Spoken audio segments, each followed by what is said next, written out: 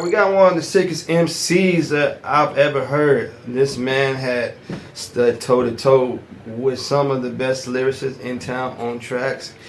King Crooked, Dizzy Wright, just to name a few. We got Minus. Welcome to the channel. Disadvantage with a passion to blow. I'm out of control. True that violence is a light that we know. I'm out of control. If y'all ain't riding, I'ma ride on my own. Man, ain't out of control. They don't know me, so I'm constantly pushing them out of my zone. But I'm at the mode, the moves I'm making is magic. I'm chiropractic, breaking backs with my tone. And it's automatic. I was built for the static. I handle it hard to manage, but I motivate. How to Man, thank you for having me. I appreciate it. Now, I'm gonna get right into the interview. You were born in San Antonio. Yeah. Raised in Nebraska. Yeah. And what age did you move to Nebraska? Like between 6 months and a year. Like I was a military baby. My parents were stationed down here, and then they ended up getting stationed at Offutt Air Force Base, which is like right on the side of Bellevue, Omaha, Nebraska. Now, I don't know much about Nebraska besides, well, just anything. I mean, colleges and stuff like that. Yeah. Main thing I saw from Nebraska was in Belly. You know what I mean? Exactly. One of my favorite movies. But let's just go ahead and talk about Nebraska. Like, how was it growing up there? I mean, so it's not as small as everybody thinks it is. Like Omaha and Bellevue and stuff like that. It is still a city. That, like, you know, there's a lot of stuff, a lot of buzz and moving around, but it is like kind of boring in a sense. So like when you're in Nebraska or you're in Omaha and stuff like that, like growing up, it was more like finding something to do, which usually turned into like drug use, drinking, partying, things like that, you know. And really, like, there's a lot of stuff up there in Omaha. There's a lot of culture in Omaha, especially with music. You know, you got the World Series there, or the College World Series there every year. You got Henry Dorley Zoo, which is one of the 10th biggest zoos in the whole world. So, you know, it's actually got a lot of culture, but, you know, compared to, like, other big cities, say, like Houston, Texas, or San Antonio, stuff like that, it's not nearly the size, but it has the culture there. What were some things you were exposed to there? Drugs. A lot of that. Drugs, hustling, things like that. You know, from a young age, I was like on probation and stuff like that, house arrest from my whole teenage life. Basically, I was on house arrest. If I wasn't on house arrest, I was actually locked in a facility, and then I was released on house arrest. So most of my teenage life, it was just about getting around the rules of being on probation and drug court and finding a way to get high or drunk or something like that. You know, a lot of my life was just trying to escape life in a sense, you know what I mean? So, what's some misconceptions about Nebraska that, you know what I mean, that you hear a lot? That it's all cornfields. That there's nothing there. I mean, there is something there, and there is cornfields there, but it's so much more than that, you know. From an outside looking in, you think that's really all it is, like just rural America, not really big cities or hub cities or anything like that, which isn't necessarily true. All right, now, what was your introduction to hip hop? Like, what made you become a fan? At what age? I'd probably say like 12. When I was growing up, the only music I really listened to was what my parents listened to.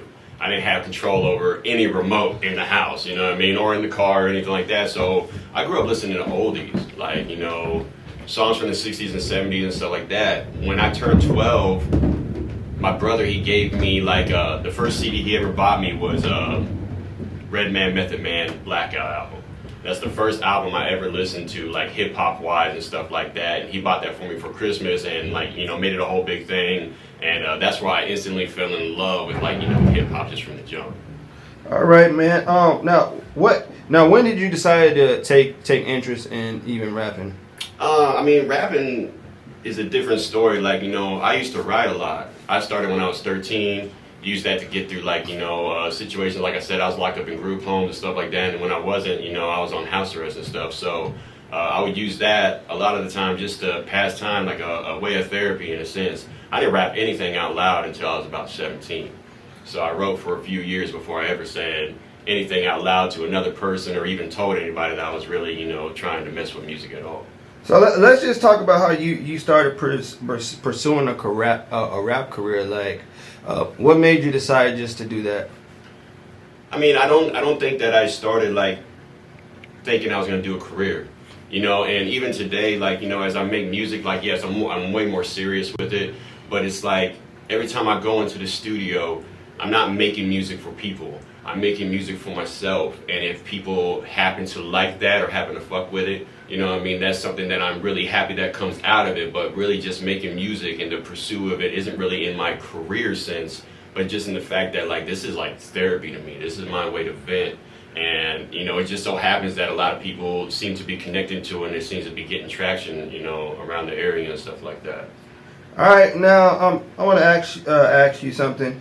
We live in we came up in the era where Caucasian MCs, it was almost like y'all weren't taken seriously. You know, I think Eminem kind of helped, you know what I mean, get rid of that stigma. Yeah. Was it ever a problem? Like, did people judge you for, you know, your skin color when you even started doing music? You know, if they did, I didn't notice. If they did it behind my back, you know what I mean?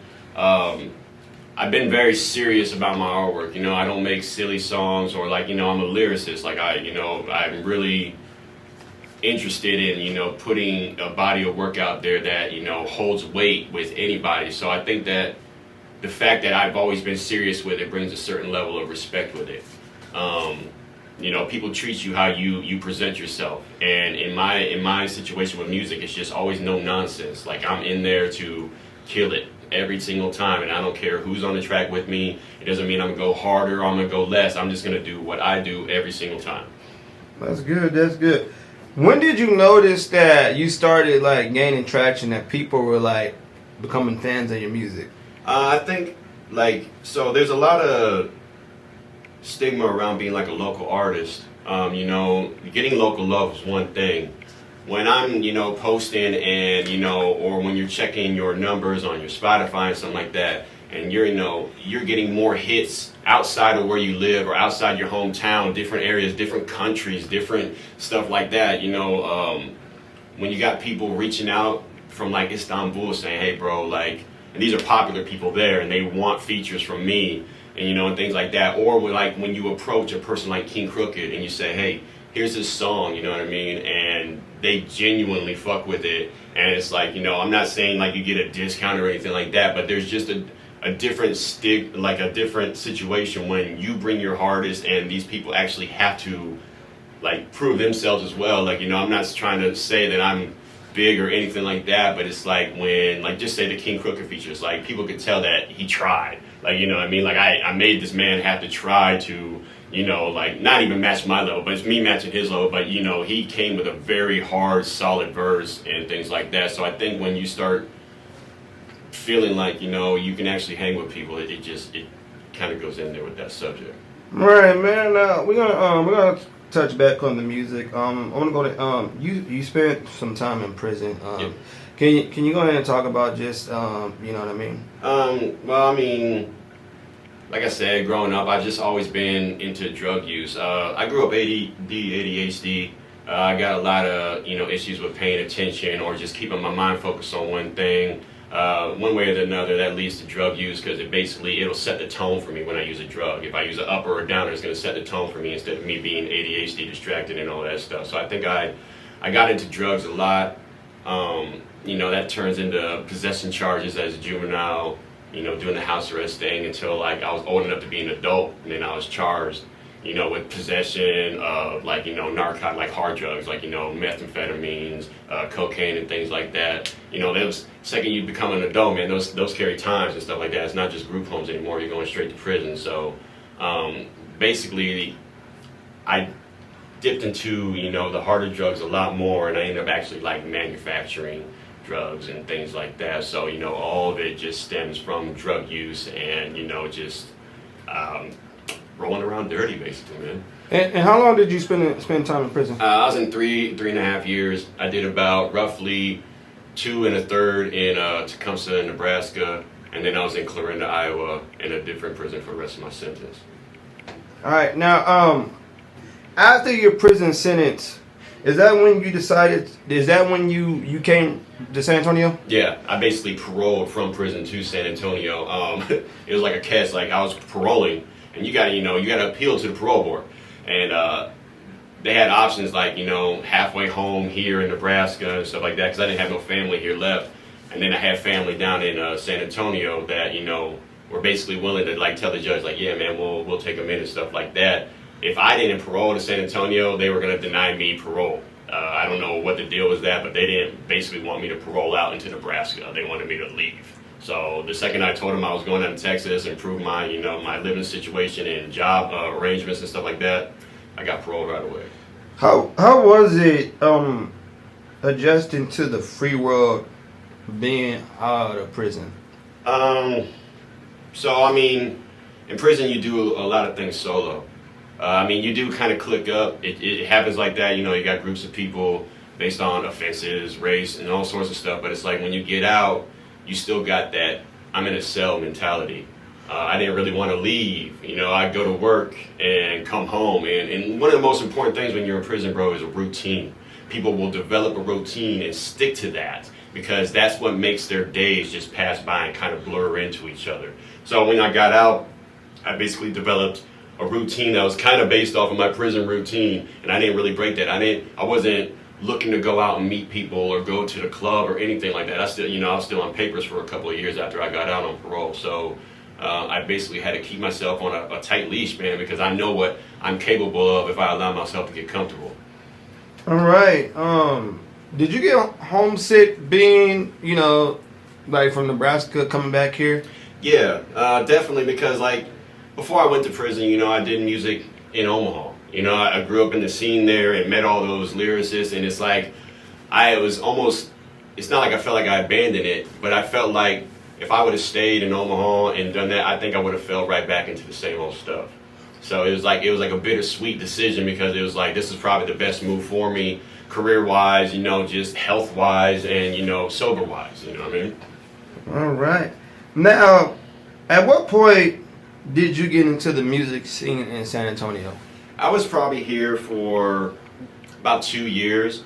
You get on Facebook and you start, connecting with so-and-so, and they got mutual friends, and really I felt out everybody for a while, you know what I mean? Because I don't feel like you should step onto the scene necessarily until you're like invited, kind of. You know what I mean? So I was going to make my music regardless, but at the same time, it's like I would go to a local show here or there, or I'd talk to people on Facebook and things like that, and basically just get to know people a little bit more. And then I just kind of stepped into doing some local shows and everything like that. And then after a while, man, it's kind of just like a web. Everybody knows everybody else, and they'll drop your name here and stuff like that. So I got connected. The second I started trying, I got connected pretty quick with a lot of people.